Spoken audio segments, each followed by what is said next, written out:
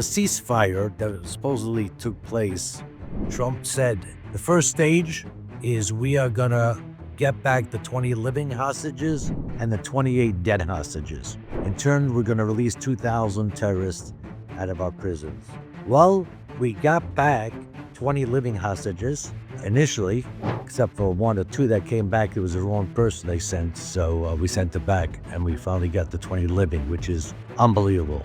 It's a blessing. We released our 2,000 terrorists, and they were supposed to return, stage one, 28 dead bodies. We have not gotten 28 dead bodies back. They're still holding 13 dead bodies. Here's the kicker. They say they don't know where they are. They know where the bodies are. They're just stalling so they can regroup themselves and get rid of any competition that is there.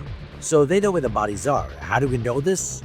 Because if you watch this video, and there's many of them going around, if you watch this video, they actually took a dead body, the remains of a dead body, out of a building and buried him in the dirt.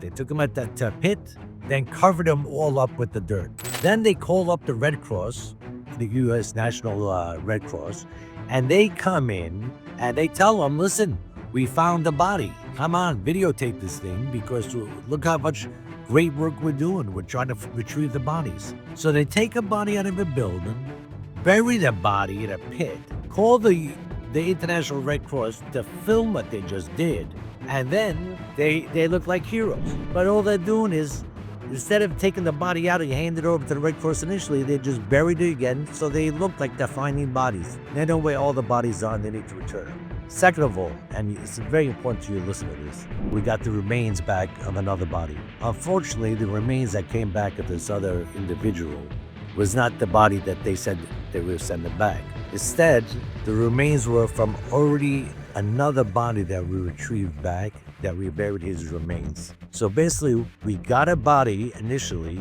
identified it, and we buried the body with dignity. The next body that comes from Hamas is parts of his body, not a new person, parts of his body again. So now we have to dig up the grave, bury his body parts now with their initial body parts, and bury him again. You tell me how the family feels by digging up their son so they could put the additional remains back in the ground. We are dealing with sick individuals, but don't worry, Trump's got a peace for the Middle East. We're gonna have Hamas become more moderate.